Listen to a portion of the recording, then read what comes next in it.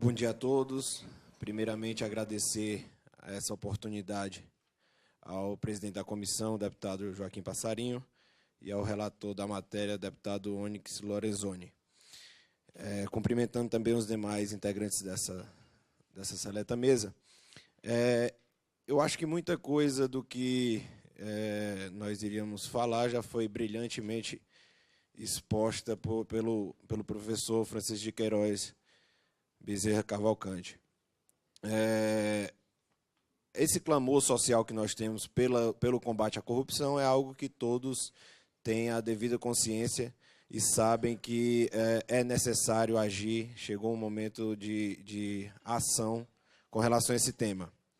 Contudo, nós, principalmente operadores do direito, temos o dever de estabelecer alguns limites que, no afã de avançar em alguns pontos, não podem ser deixados de lado e precisam ser pontuados no que se refere ao projeto em questão e a todo o processo que se está, nesse momento, trabalhando.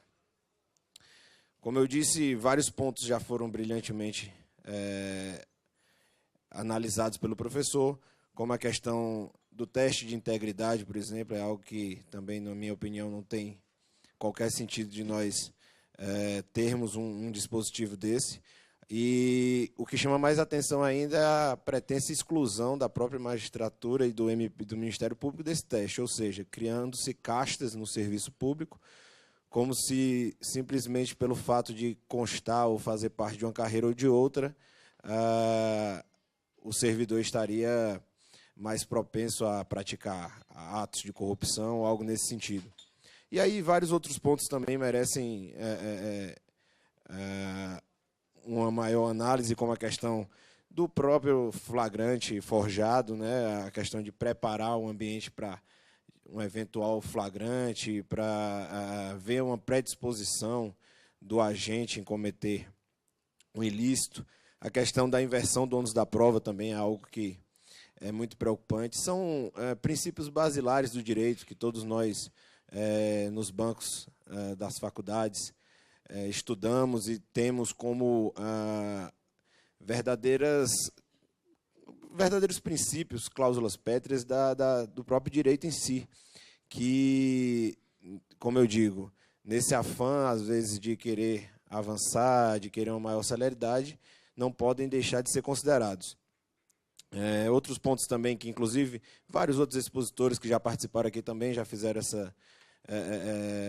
essa explanação, como a questão do aproveitamento de prova ilícita, né, que é algo que a OAB tem se manifestado bastante de forma contrária. O presidente Lamarck várias vezes já tocou nesse assunto. A própria extensão da prisão preventiva, a criação de mais uma modalidade de prisão preventiva que não resta prevista, né, hoje na legislação, e numa situação em que, vamos dizer assim, seria mais ou menos uma prisão para averiguação, né, mais ou menos algo nesse sentido, que também, no meu entendimento, é um retrocesso nesse ponto. Vários outros pontos, como a questão da declaração do trânsito em julgado, o fato dela ser feita por um juízo monocrático também é preocupante, né? A questão da própria restrição dos recursos. Nós temos que entender que a questão dos recursos, a previsão de recursos, a previsão do habeas corpus, são garantias do cidadão que nós levamos aí muito tempo para conseguir, né? A nossa Constituição, que completou aí o seu aniversário na data de ontem, né?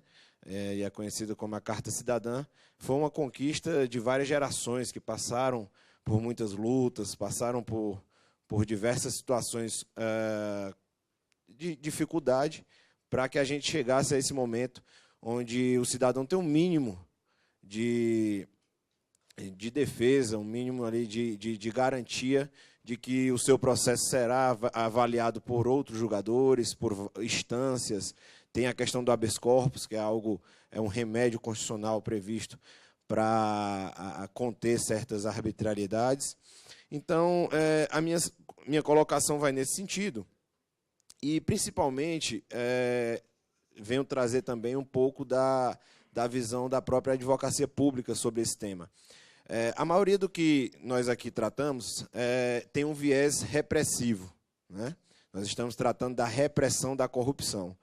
Quando, na verdade, no nosso entendimento, o que nós temos que fazer é a prevenção da corrupção, né? Depois que a corrupção, depois que os atos e os ilícitos já ocorreram, a questão é simplesmente de punição. E aí você vai contar com essa punição para que ela tenha um efeito didático, né, e evite a ocorrência dos fatos. Quando, na verdade, você tem mecanismos também de trabalhar a prevenção dessa corrupção. E aí, nesse sentido, nós entendemos que a própria Advocacia Pública e a Advocacia Geral da União em especial tem muito a oferecer nesse processo. Até porque todas as políticas públicas no âmbito federal, elas passam por um advogado público federal na sua origem, nos ministérios, nas autarquias, em todos os âmbitos da administração pública federal, nós temos membros da AGU que fazem essa análise primeira, né, dos contratos, das licitações, dos programas de governo, né? Então, assim, a prevenção, no nosso entendimento, é algo bem mais eficaz nesse combate à corrupção. E, nesse sentido, o que nós estamos vendo é uma situação que ocorre bastante e que passa pelo momento que nós estamos vivendo, é um pouco do que o professor colocou, de concentrar muito poder nas mãos de apenas um dos atores que podem fazer esse trabalho de prevenção, de combate à corrupção.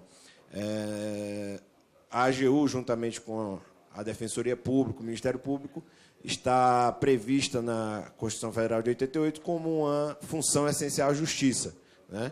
Então, nós estamos no mesmo patamar de importância constitucional. O legislador se preocupou de prever a advocacia de Estado, né, na Constituição Federal, exatamente para que a gente pudesse ter também essa atuação em defesa do Estado brasileiro.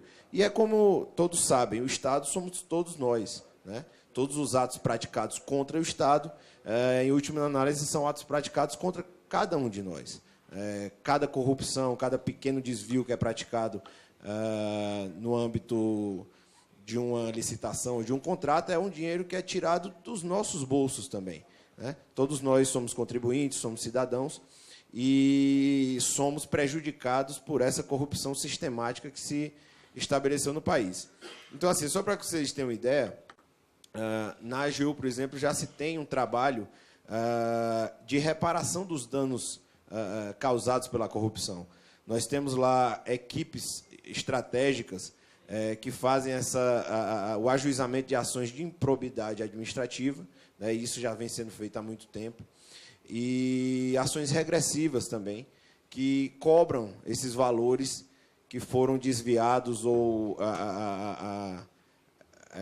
locupletados indevidamente pelos agentes que praticaram ilícitos. E o que a gente precisa, e aí vem aqui também, como eu digo, a gente está trazendo um pouco da visão da advocacia pública, já que nós tivemos já brilhantes análises sobre o texto em si, sobre as medidas, e a gente vem aqui também com o objetivo de contribuir com o debate, né? Porque o que é que ocorre? A Advocacia Geral da União foi criada em 1988, né? Era uma criação do Constituinte de 88, e antes disso nós estávamos juntos ao Ministério Público, né? Fazemos parte da mesma instituição, e foi feita essa divisão na Constituição de 88.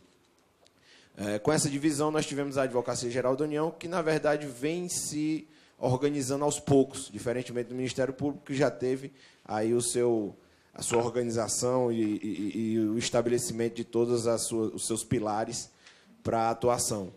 E o que nós vemos hoje ainda é que, na Advocacia Pública, temos algumas dificuldades, como a não exclusividade das atribuições para o advogado público concursado, e isso é algo ruim. Por quê? Porque, por exemplo, o gestor que está, vamos dizer assim, no ministério ou em algum órgão público, ele indicar alguém de sua confiança, não concursado, uma indicação para um cargo de comissão de alguém que não é concursado, não tem aquele vínculo com a administração e que vai fazer análise jurídica anterior desse processo. Ou seja, você cria um ambiente muito mais propício para que haja um afrouxamento ou até mesmo uma pressão indevida com relação àquela análise em si. Por isso é que nós defendemos o fortalecimento da advocacia pública, com o estabelecimento da exclusividade das atribuições da advocacia pública por advogados públicos federais, no caso da União, e também dos estados e municípios, isso é bastante salutar, de carreira, né? São pessoas que, aí sim, no meu entendimento, têm maiores condições de efetivamente realizar uma análise devida do fato e não ficar ao sabor do governante de plantão, do gestor de plantão, né, que muda bastante. Né? A gente está vendo aí com as imensas mudanças que ocorrem aí no âmbito do governo, no mundo político em si, mas a advocacia pública é uma advocacia de Estado. A gente defende o Estado brasileiro. Quando nós tomamos posse, quando nós fizemos o concurso, foi para defender o Estado brasileiro, que independe dos governos que passam. Né? Nós realizamos uma análise jurídica. Muitas vezes as pessoas nos imputam a fama de vocês atrapalham, vocês criam problemas, mas a questão não é essa. A questão é que o norte de atuação da advocacia pública é a lei. E muitas vezes essa lei não pode ser ultrapassada, muitas não, nunca. Né? Nós temos que trabalhar com o parâmetro da legalidade e da constitucionalidade em todos os atos da administração pública. Né? Passar por isso é exatamente acabar nesse momento em que nós estamos. É quando você flexibiliza o conceito da legalidade, é quando você acha que por um bem maior que só você está vendo, só você tem a visão, você pode passar por cima de alguns princípios ou regras jurídicas que estão ali exatamente para evitar que aconteçam essas situações. Então, assim, o que, na prática, o entendimento com relação à questão das medidas é que existe um clamor por medidas efetivas contra a corrupção, e isso é bastante salutar. Acho que o Congresso está aberto, está ouvindo esse clamor social, isso é muito importante, mas há uma preocupação também, principalmente do meio jurídico, com alguns pontos do projeto, especificamente desse projeto trazido pelo Ministério Público, que acabam por diminuir ou flexibilizar alguns direitos e garantias individuais históricas do povo brasileiro e que precisam ser resguardadas, né, para que a gente possa avançar mais ainda nessa questão. Outra situação também que eu gostaria de colocar, e aí também, como o professor colocou, que o mais importante nesses casos é que a gente dê efetividade às leis que já existem, do que inventar alguma outra situação ou criar novas leis. Claro, alguns aperfeiçoamentos são necessários, mas de nada adianta nós criarmos uma nova legislação sem que dê efetividade às que já existem. E nisso, o fortalecimento das instituições, e aí quando eu falo das instituições, são de todas, né, que eu acho que isso é que é importante que seja dito, o patamar que nós chegamos, seja de investigação, seja de combate à corrupção, ele passa pelo fortalecimento de todas as instituições, seja a Polícia Federal, seja a Advocacia Geral da União, seja a própria Defensoria Pública, o próprio Ministério Público. Todas as instituições têm um papel muito ativo nisso, né? E isso não pode ser uma exclusividade de uma ou outra, porque aí você vai criar exatamente uma casta superior que vai ser excluída, por exemplo, da questão do teste de integridade, por exemplo, ou seja, cria-se uma diferenciação que não existe. Todos são, como o professor bem falou, foram bons alunos na academia, passaram num concurso de dificuldade muito parecida e tem a lei e a Constituição como norte de atuação. Então, a minha vinda aqui à comissão foi tanto para deixar claro essa preocupação que nós temos com alguns pontos do projeto, como também de trazer essa visão da advocacia pública como um importante ator na prevenção, nessa ação inicial, para evitar que ocorra essa corrupção, com um maior fortalecimento, seja da Advocacia Geral da União, das Procuradorias de Estado e de município. Inclusive, eu pedi que nossa assessoria colocasse aqui na bancada, nós temos alguns projetos, especificamente a questão da PEC 82, que é um projeto de emenda constitucional em que nós estamos, juntamente com as procuradorias de Estado e de município, lutando por uma maior autonomia da questão da advocacia pública, exatamente para que a gente não fique à mercê da situação de momento, né, para que a gente possa ter um mínimo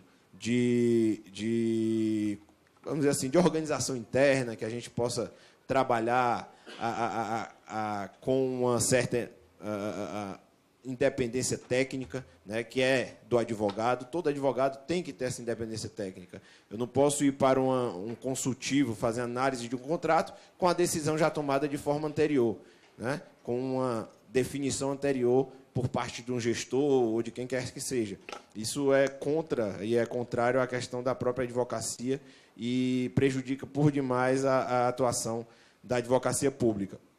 E aí vocês podem ver também que nós trouxemos alguns números do trabalho feito pela AGU, e são números bem consideráveis, né? Esses números são relativos ao ano 2015. Só aqui nós temos um resultado total de 78 bilhões. Né? Isso representa muito do que nós precisamos e muito do que necessita ser economizado para que a gente saia dessa crise, né? Para que a gente tenha um equilíbrio fiscal no país. Então, isso mostra que o investimento na advocacia pública é um investimento que também tem um retorno muito favorável.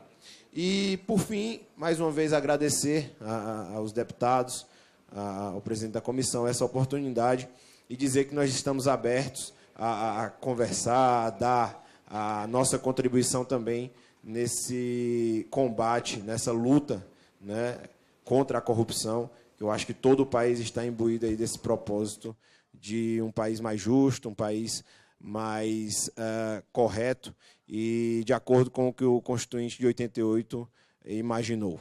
Muito obrigado a todos. Quero agradecer aqui ao Dr. Marcelino Rodrigues Mendes, em nome da comissão, e do deputado Joaquim Passarinho, que está despachando. Da Associação Nacional dos Advogados Públicos Federais. Com a palavra.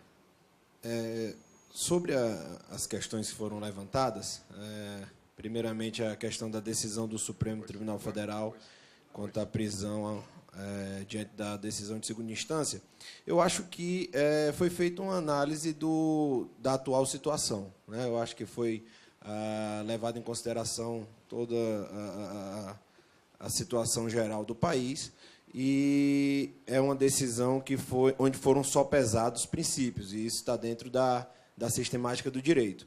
O que a gente só tem que ter em mente é que isso não pode ser circunstancial, né? Isso tem que ser uma decisão e tem que ser levado em consideração as situações como um todo, para que haja aí exatamente o cumprimento da Constituição quando fala que todos são iguais perante a lei, né?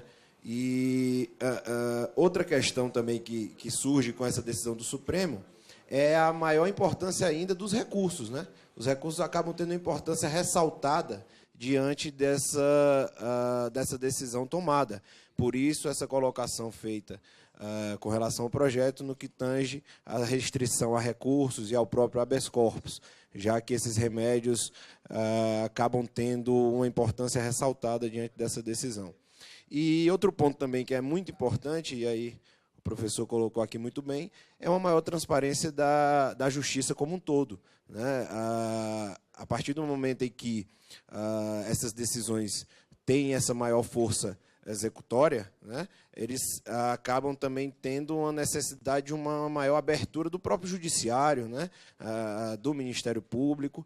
Isso é muito importante. O controle social é o que vai mudar a nossa realidade. A gente precisa saber o que está acontecendo no âmbito judiciário, a gente precisa saber o que está acontecendo no âmbito do Ministério Público, assim como também das demais instituições. Então, com relação a esse tema, era o que eu queria falar, e isso essa decisão a gente vai ver ela funcionar durante o tempo, né? O tempo é que vai nos mostrar aí exatamente qual vai ser a repercussão. Com relação ao teste de integridade, eu também tenho uma certa resistência, principalmente pela questão do subjetivismo que acaba gerando. No final das contas, são pessoas avaliando pessoas. E quando os avanços que nós temos são avanços pautados em instituições, né? Quando a gente passa para pessoas, a gente tem a falha normal do ser humano, e esse subjetivismo acaba tendo... no meu entendimento, acaba sendo uma barreira a ser transposta. Tanto que, no projeto, tem uma parte que fala da tentação desmedida, né? Cria-se uma figura da tentação desmedida. Só aí já mostra como uma dificuldade, porque, quer dizer, existe a questão da honestidade, da probidade até um certo limite. Existe um limite para a probidade, né? Então, só nesse ponto, para mim, já gera uma situação bem duvidosa e que carece de uma maior análise. Agora, como também dito, eu acho que da forma como está não pode continuar. Mecanismos de controle, mecanismos de aferição de desempenho que já existem, né, que precisam ser melhor trabalhados. Hoje nós temos a questão do estágio probatório, que é exatamente onde você pode fazer essa avaliação. Nós temos que ter as corregedorias atuantes, né, verdadeiramente atuantes, né, não atuando de forma corporativa, mas sim pensando no bem da sociedade e do país, que é o fim maior do serviço público, né? É a questão de prestar o melhor serviço possível. E aí, com relação à questão da criminalização do Caixa 2, também sou amplamente favorável. Eu acho que isso é essencial. Eu acho que quanto mais mecanismos se criem nesse sentido, mais a gente vai avançar. Eu acho que a gente está num período aí de avanço, e a criminalização do Caixa 2 é algo essencial nesse aspecto. E aí, com relação à questão do foro privilegiado, também, que o deputado mencionou, sou totalmente favorável. Eu acho que a gente tem que ter um país cada vez mais igual, né, para todos os brasileiros. Acho que todos têm que estar perante a lei. Eu acho que, nesse sentido, a Lava Jato foi importante ao mostrar que ninguém está fora do alcance da lei. A lei tem que ser aplicada a todos, e todos aqueles que fizeram os malfeitos serão, sim, punidos. E aí, com relação às instituições, eu acho que fica um pouco parecendo a questão do ciúme e tal, mas, na verdade, o que é um pouco daquele que eu disse antes. Os avanços que nós temos, eles são fruto de uma atuação concertada de várias instituições, né? Claro, o Ministério Público acaba tendo um maior destaque pela sua situação atual, né? A questão dele estar aí, vamos dizer assim, fora dos poderes mesmo, né? Numa situação diferenciada, mas a Polícia Federal tem uma importância também nesse processo, seja a Advocacia Geral, todos têm essa importância e precisam ser também vamos dizer assim, consideradas, né, e fortalecidas para que esses avanços possam continuar. Isso é o mais importante. A gente tem que ter uma continuidade, porque o Brasil precisa ser passado a limpo, como um todo, né? A gente não pode criar exceções. Nós vamos fazer tal situação, mas excepciona uma parte. Não pode. Só aí você já está quebrando um princípio básico, que é o da igualdade. E é como eu digo, a gente precisa passar o Brasil a limpo como um todo. E, por fim, só mesmo mais uma vez agradecer essa oportunidade de estar debatendo com pessoas altamente qualificadas e estar dando essa contribuição aí para esse processo que é essencial, né? É preciso, sim, tomar medidas, ter atitudes concretas contra a corrupção, seja com a criação de medidas, seja com a aplicação das que já existem, seja fortalecendo os órgãos de investigação, tudo que possa ser feito. E, nesse sentido, a Advocacia Geral da União está totalmente à disposição do país para contribuir nesse processo. Muito obrigado. Esta comissão agradece a intervenção, a participação do nosso expositor, Dr. Marcelino Rodrigues Mendes, representando os advogados,